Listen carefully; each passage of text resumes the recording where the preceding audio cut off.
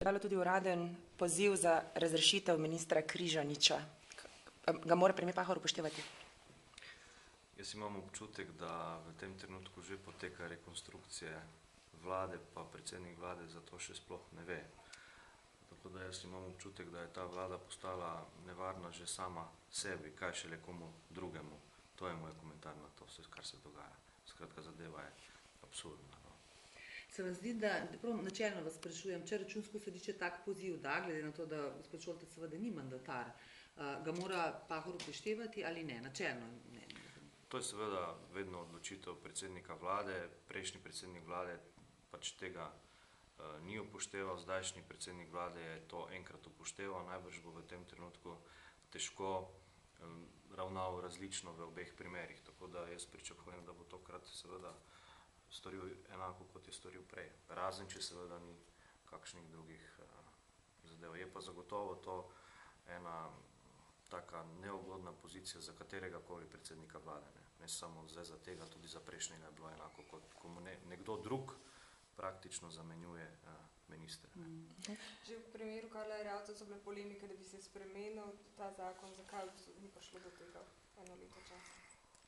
Težko vprašanje, ampak zagotovo bi bilo modro razmisliti o tem, ali ne vendarle tu narediti kakšno spremembo, ker namreč to se lahko ponavlja.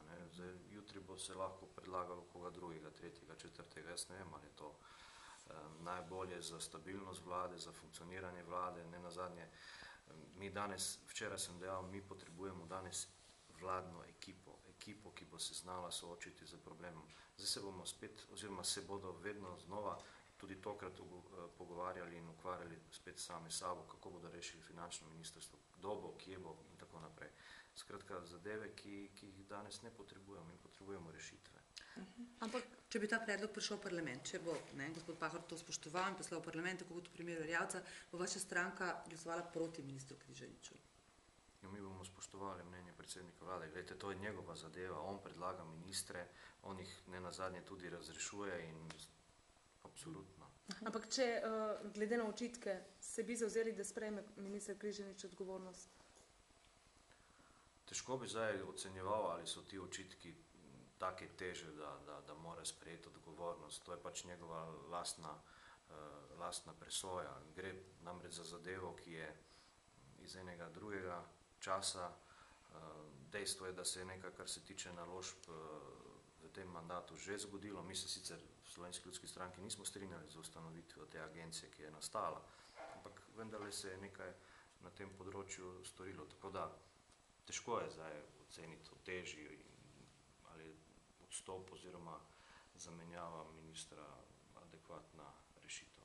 Aha, vi na to še omenjate, da se vam zdi, da se dogaja že rekonstrukcija vlade. To je moja ocena, no. Kdo pa so rekonstruktorji, morda gospod Šoltes? To pa ne vem, kdo so rekonstruktorji. V primeru gospoda Đerkeša najbrž ni bil. Ne vem. Skratka, pogledajte, dogajajo se definitivno čudne zadeve, ne. Včasih človek začne razmišljati, ali je to vse skupaj naključje, ali ni morda vendarle to nekje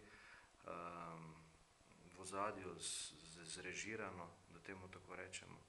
In ne vem, no. Jaz dvomim, da je to vse skupaj nastalo izven vladnih strank, da je to nastaja nekje znotraj njihovih problemov, ki se kopičijo in omejujejo normalno funkcioniranje te vlade. To je moja osebna ocena, morda se motim. Hvala lepa. Hvala lepa.